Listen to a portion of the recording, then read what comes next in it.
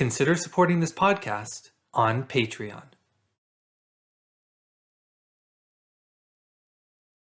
On this episode of the What is Asia podcast, I interviewed Jeffrey Liu, a Ph.D. candidate at the University of Arizona, to talk about Chinese Buddhism and the construction of Buddhist temples in late Imperial Hangzhou.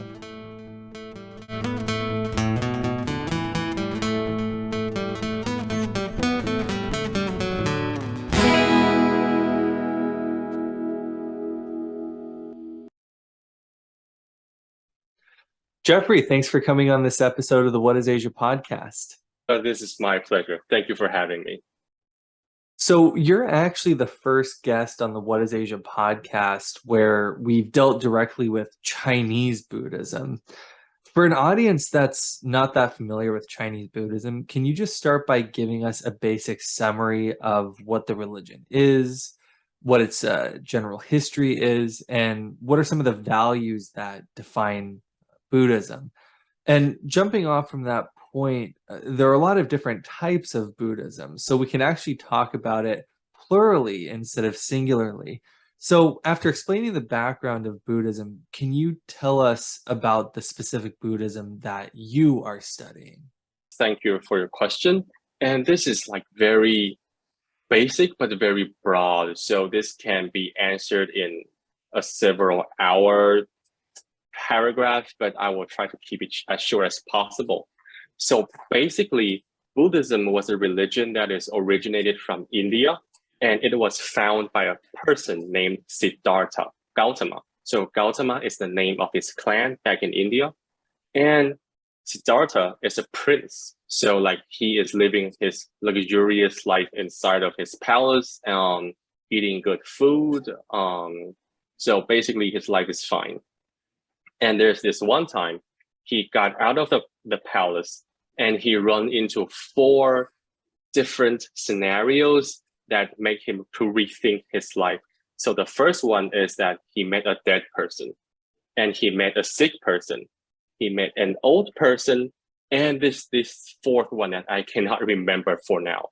So those 4 scenes make him think that actually life is suffering, because this is a drastic difference from what he has been experiencing in his palace. So he cannot take those in the 4 scenes. So he rushed back to his palace and he tried to figure out why. So like, is there a cure or a method for people to not age, not get sick, or not die and not grieve and anything? Oh yeah, the 4th one is grief, I'm sorry. So after this, he went out into the woods and he tried to practice and he tried to find a solution. So basically he went on a path to seek for answers. And now, long story short, he was enlightened because he tried to understand what caused those sufferings. And so after his enlightenment, he gained the ultimate wisdom. So he claimed that he cracked the code for life, if you will.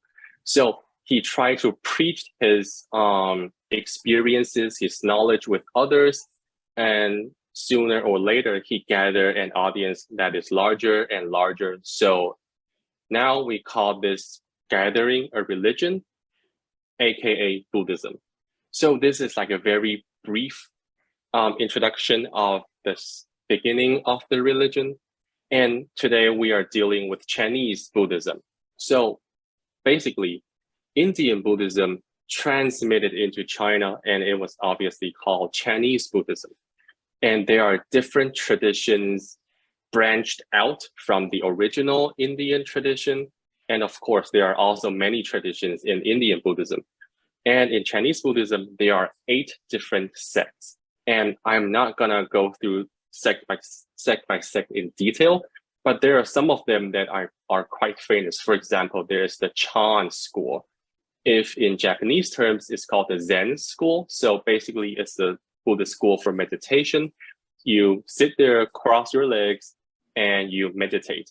So there are various Chan or Zen masters in Chinese history that teaches you how to contemplate your mind and tranquilize the things that you have been dealing with in your mind, and you achieve enlightenment, hopefully by practicing meditation. And the other school that is also very famous is called the Pure Land School. So Pure Land School involves Buddhist incantation of the Buddha's name.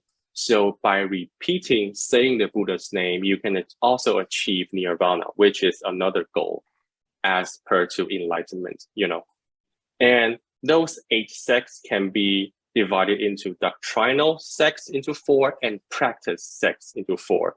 So the doctrinal sects are the sects that are more into philosophy. For example, there is the Tiantai school and there is the Huayan school that deals with the cosmology of the Buddhist tradition. And the school of practice involves the Chan and Pure Land that I have just talked about. So basically, you devote yourself to through Buddhist practice to achieve enlightenment. And in regards to the types of Buddhism that I am focusing on in my research, I would not say that I'm inclined to any sect. The main reason is that the time that I'm dealing with is in the Ming and Qing dynasty in China. So roughly around like 14th century to 17th century is the main time period that I focus on. And in this period, sectarian affiliation is rather weak in China. So the meaning of sectarian affiliation is weak is that lesser and lesser Buddhist masters or practitioners would claim themselves as like, oh, I am a Chan master, I am a Pure Land master. Instead, they would say something like, you know what, I practice both Chan and Pure Land. So for all Chinese viewers out there, if you can understand Chinese, this is called Chan Jing Shuang Xiu. Chan as in Chan school, Jing as in Jingtu, as in the Pure Land school. So this has been a trend since the Ming Dynasty. A person or a master would preach and a combination of different sects to like for various reasons. This can be another academic debate. But other than that, so because I work in that time, so my text, my primary sources and my secondary sources and the historical materials that I acquire are not limited to one sect per se. So I would say, there's something more. As for the general values of Buddhism, sorry, like there's like 3 or 4 questions and I have my mind mixed up. For the general values in Buddhism, there's actually a lot, to be honest. But there is one saying that I enjoy the most, though this is a bit cliche, but still. So this saying is called, what goes around, comes around, because this is the definition of karma. Someone would explain that karma can be explained as what goes around comes around. If you did good, something good will happen to you eventually, and vice versa. This is one of the things that I, as a Buddhist, and several people as Buddhists are firmly believe in. And if you want something more concrete and you can read upon, there's this. So basically, the first one is called the Four Noble Truths. This is like one of the core teachings of Siddhartha Buddha when he was enlightened in the first time. So he talked about the Four Noble Truths, and the second pair of general values are called the 8 Rightful Paths.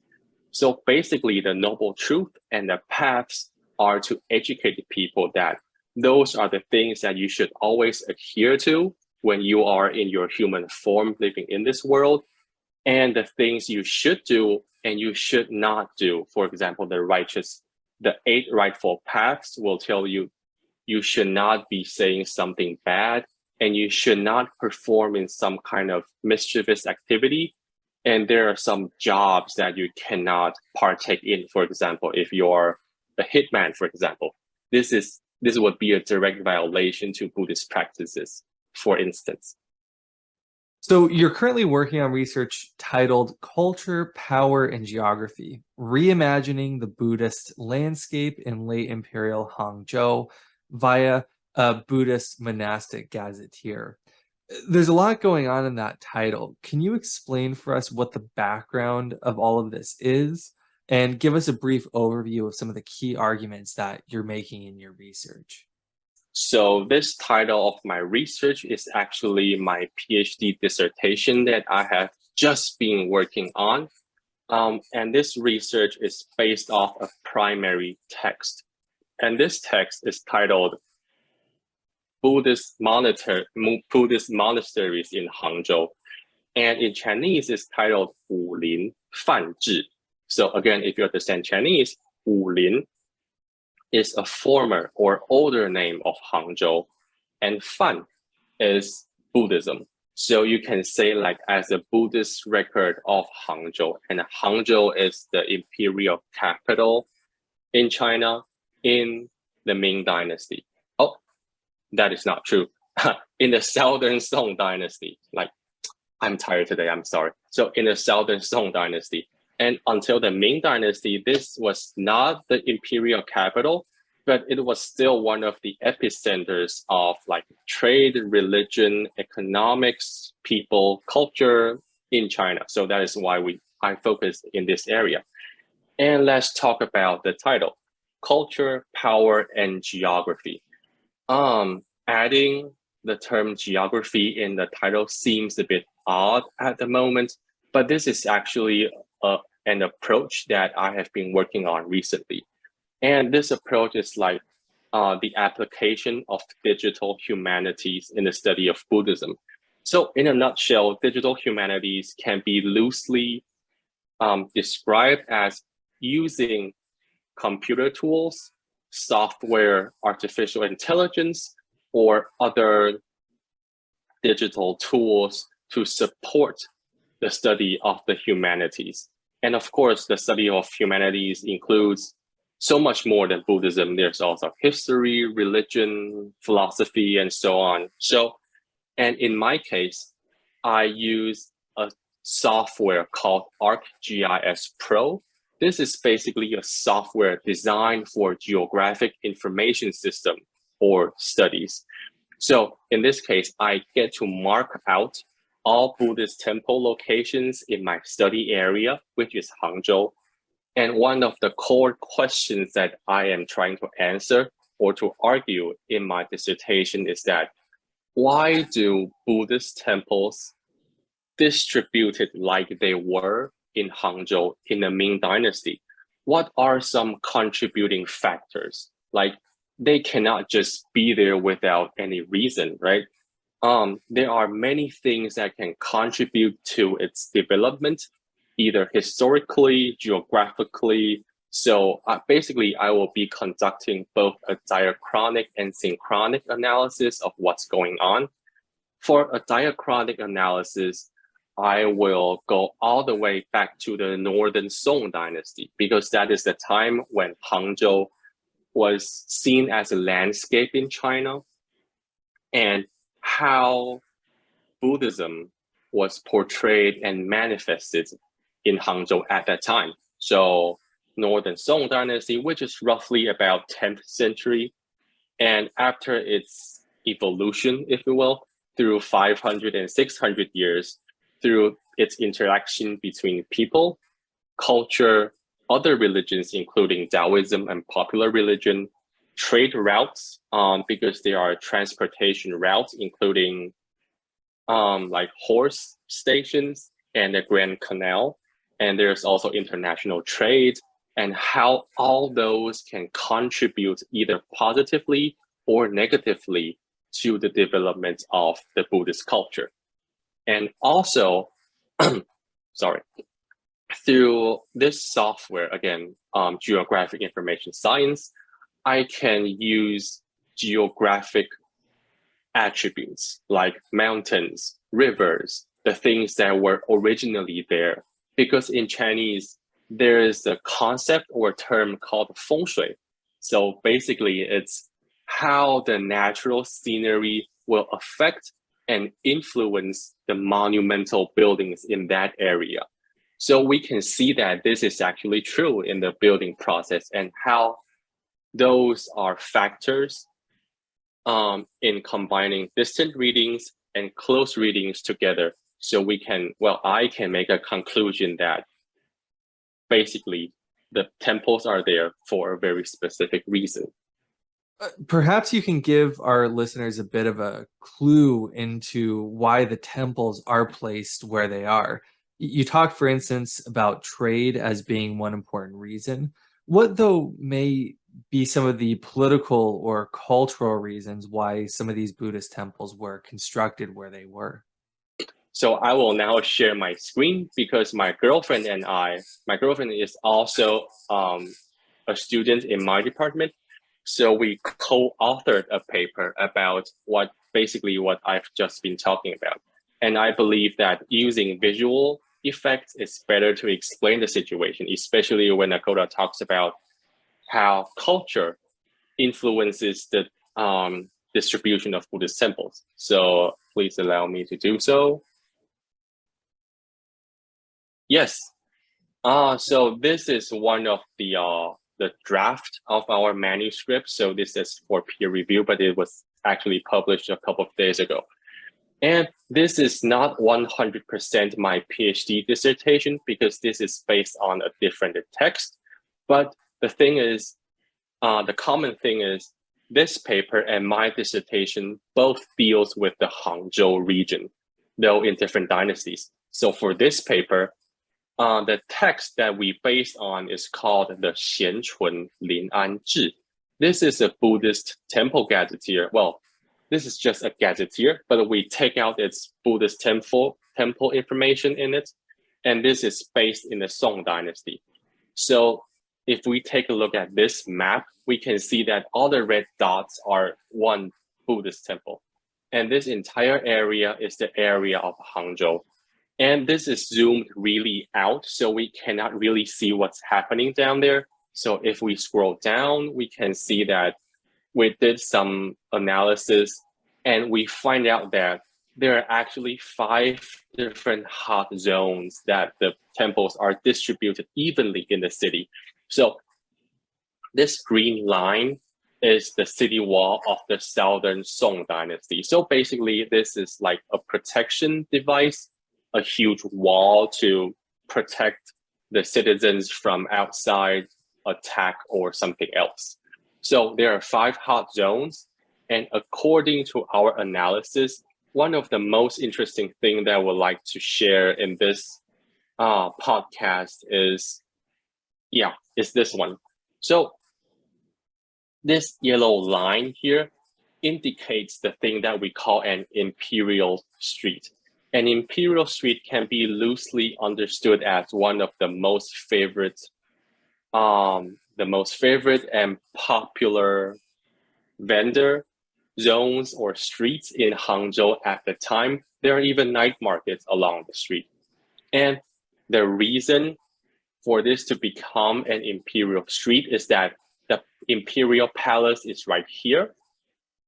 And 4 times per year, the emperor would walk from this end of the street to this end of the street, because there is one temple that the emperor will visit once per 3 months for worship. And this street that the emperor walks on is then called the imperial street because the emperor walks on it pretty frequently. And because of this situation, a lot of vendors, shops, and like house for rent were opened next to those kind of area. So we can see that based on those commercial activities, Zone 4 and Zone 5 that are on either sides of the imperial street can be observed with high density of Buddhist temples.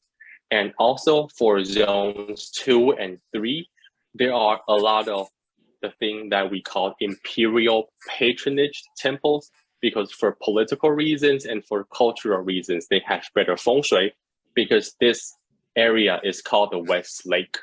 And this are all covered in mountains. So on the side of the mountains and beyond the water is one of the best feng shui conditions for Chinese people to construct temples or department stores, what have you. So And it should be noted for those who are only listening to the podcast that zone 2 and 3 are actually outside the walls of Hangzhou, while zones 4 and 5 are within the walls. Yes, exactly. I went over my head for a moment. I'm sorry about that. Yeah, so the lake is obviously not in the city wall, but they are still counted as the district or the prefecture of Hangzhou at the moment. So yeah, that is one of the examples of how culture or political reasons affect the distribution of temples.